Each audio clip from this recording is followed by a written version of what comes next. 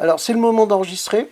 C'est le moment d'enregistrer, donc on va faire un enregistrement incrémental, fichier enregistrement incrémental, de façon, donc je rappelle, à conserver l'étape précédente, qui était la tête toute seule. Donc là, j'ai le corps de Toto, on va très vite le texturer de façon très simple, on ne va pas s'embarquer dans quelque chose de compliqué. Donc je rappelle, hein, on ouvre la fenêtre du gestionnaire de matériaux, voilà, qui vient s'afficher ici. J'ai donc ici assez intéressant, non? Oui, c'est ça. Je vais faire, alors, regardez, je vais supprimer les matériaux qui sont, voilà, supprimer matériaux inutilisés. Ah, ça m'embête un peu. En fait, je m'aperçois que je suis parti de la tête de Toto Becquet. C'est ça. C'est-à-dire la tête originale avec ses textures. Bon, c'est pas très grave. On va dire que c'est plus, ça s'appelle plus la tête à Toto, ça s'appelle Toto tout court. Et on a déjà pas mal de textures installées. Donc ce qu'on va faire, c'est que je vais reprendre en tout cas ces petites textures de couleurs et on va lui créer juste à quelques endroits comment on va dire, des couleurs. Voilà, tout bêtement. Donc, je me remets en mode de sélection par boucle, je suis en mode de sélection polygonale, et je me dis, bon, ben, on va mettre du rouge à certains endroits. Alors, là, pareil, il va falloir que je génère des polygones. Ce qu'il faut savoir, c'est qu'à partir de maintenant, plus il y a de polygones, alors moins bien c'est dans l'absolu, mais là, on a quand même des personnages avec très très peu de polygones, et la puissance des machines actuelles peuvent gérer beaucoup plus de polygones que ça. Donc, même si je crée des polygones, là, ça va pas beaucoup alourdir ma forme, et et plus il y aura de polygones, plus ces mouvements, ces déformations du corps, de la skin, seront élégantes lorsqu'on va le riguer. Donc, je fais KL, et puis je me dis, tiens, là, je vais lui faire ici, là, une rayure bleue. Hein. À cet endroit-là. Alors on va faire, histoire de gagner en énergie et en nombre de, comment on va dire, de sélections, je vais décider de sélectionner toutes les arêtes bleues, on va dire, toutes les formes bleues dans mon Toto. Voilà, donc je vais en mettre sur le cou. Voilà, ici, le cou, je veux que ça soit bleu. Sur les jambes, je vais faire on va mettre du bleu sur les jambes. Je vais les mettre ici et ici, tiens, voilà, du bleu. Donc je me mets en mode de sélection par boucle et en appuyant sur Shift, hein, je me fais une multi-sélection. C'est une contrainte de sélection, ça me permet de faire une multi-sélection et je sélectionne ces zones que j'ai décidé de colorer en bleu. Voilà, et voilà le coup, que je n'oublie pas le coup. Voilà, c'est pas mal.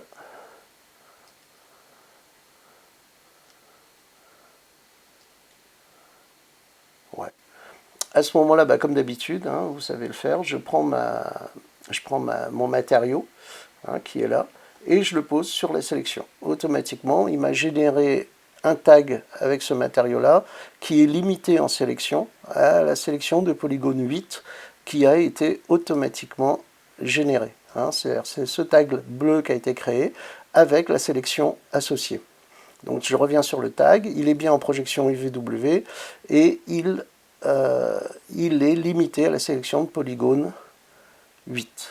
Donc là c'est pour le bleu, on va lui faire du rouge, hein, des petits carrés rouges, donc je vais lui mettre ici, tiens, on va lui faire un petit carré rouge sur le torse, voilà, je vais lui faire deux carrés rouges sur le, voilà, on va faire trois carrés rouges sur le torse, et puis bah pareil, hein, dans le dos, histoire que le dos soit, qu'il se passe quelque chose dans le dos aussi, voilà, voilà, hop, et puis peut-être sur le bout des pieds, tiens, on va lui faire le bout des pieds rouge, en mode de sélection polygonale, toc, voilà, et puis sélection tout court, pour récupérer le petit bout du pied qui est là. Voilà, je me dis que qu'est-ce qui peut être bien, c'est la main, je vais la faire d'une autre couleur globalement. Non, bon, je dis que c'est bien. Allez, ne perdons pas de temps. rouge, et voilà, une sélection rouge sur ces parties-là. Je vais faire ici la main, on va sélectionner toute la main, donc sélection de toute la main, toc, toc, sélection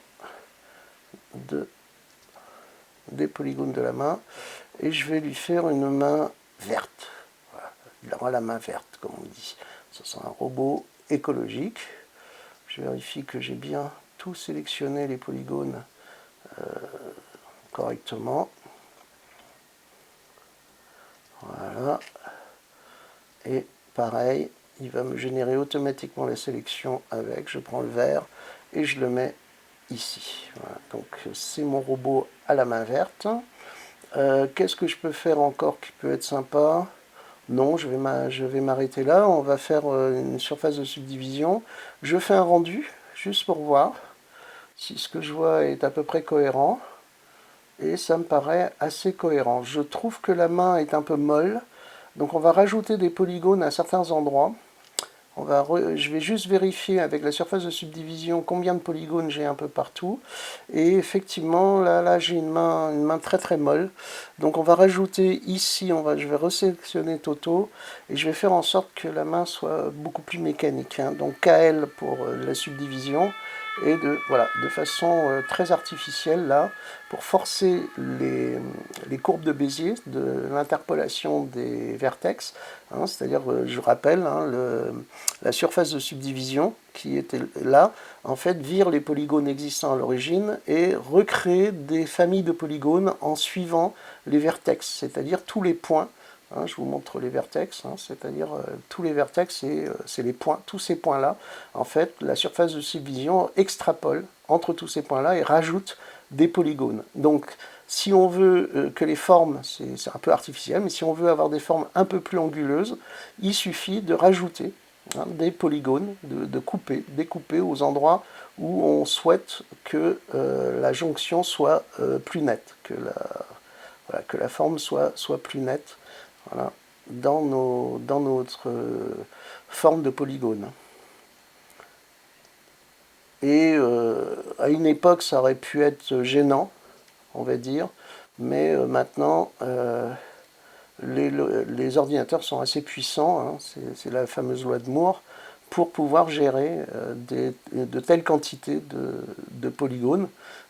Nous sommes en fait, du fait de l'évolution de la puissance des machines, toujours en low poly là.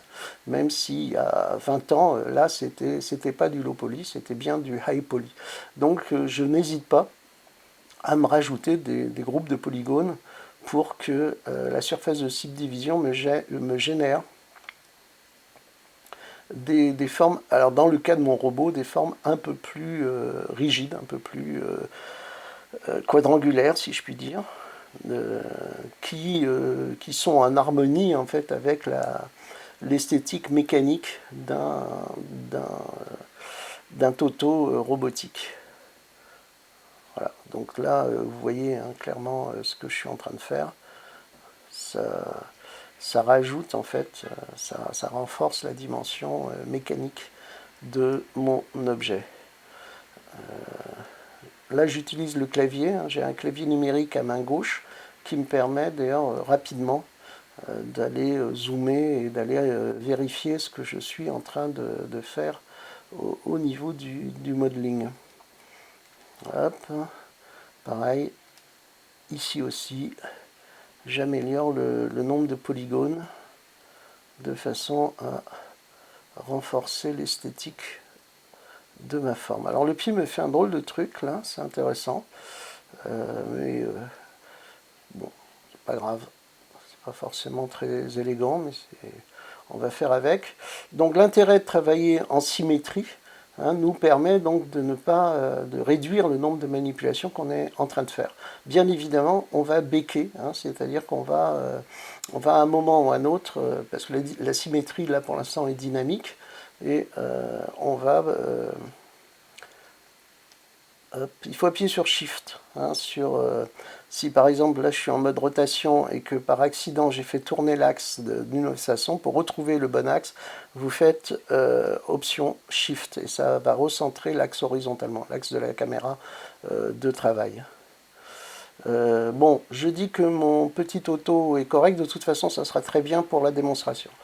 Je vais donc sauvegarder Toto dans à cette étape-là, fichier, enregistrement incrémental, voilà, et nous allons le becquer. Maintenant, nous allons faire un bec de Toto de façon à pouvoir l'exporter en FBX, je dirais qu'il soit assez cohérent dans l'exportation FBX.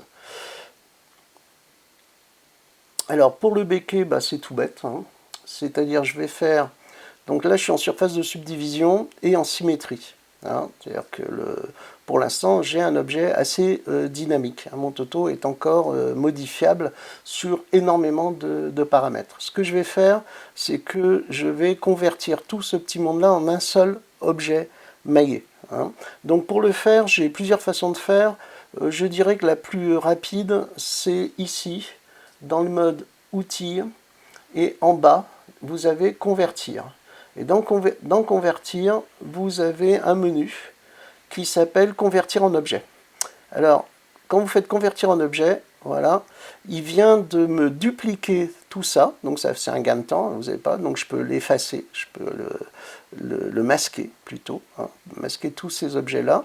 Et là, il m'a créé un nouvel objet qui est l'assemblage, hein, je vais me remettre en mode objet, qui est en fait la fusion, hein, la transformation en objet de la surface de subdivision, de la symétrie et de Toto lui-même, pour me faire un seul objet qui s'appelle donc Toto. J'efface la surface de subdivision. Donc j'obtiens un Toto qui est rempli de textures, voilà, et qui n'est qu'un seul objet. Donc ça aide, ça facilite un peu le travail au niveau du bec.